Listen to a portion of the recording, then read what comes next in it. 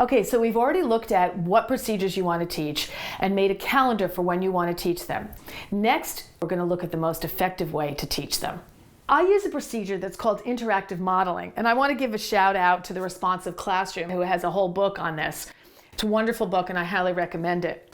In interactive modeling, there are certain steps that you use to teach the children. And the idea behind it is that you're not just modeling it, you're interacting with the children so you know that they're paying attention. So the way this works is that the first step is to teach the children why you have a certain procedure. So let's imagine that we're teaching the kids how to line up to go out in the hallway. Why do you need that procedure? Why do you even need to line up? You can talk to the kids. Why do you think we need to line up before we go out? Well, to keep people safe, to have, a coherent way of lining up so that we're not bumping into each other, and to make it go more efficiently so that you can get out the door more quickly. Then the next step is to model for them what it looks like. So I recommend that you start and model it yourself. You go over, you stand, you show them exactly where to stand, how to keep their body.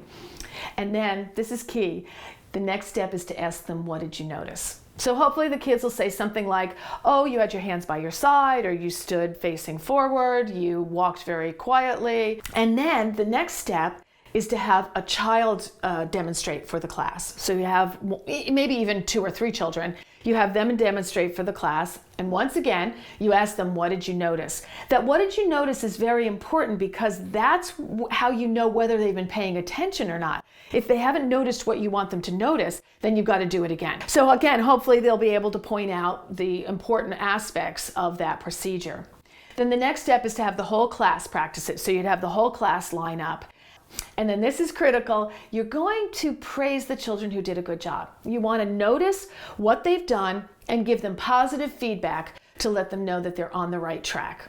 Okay, so again, let's recap. You're going to first teach them why you're doing this procedure. You're going to model it, ask them what they notice, have the children model it, ask them what they notice, have everybody practice, and give them lots of positive feedback. So that's the first step. Come up with your list of procedures that you need to teach. You're going to make a calendar of when you're going to teach them, which day, which week, and then you're going to use interactive modeling to teach those procedures.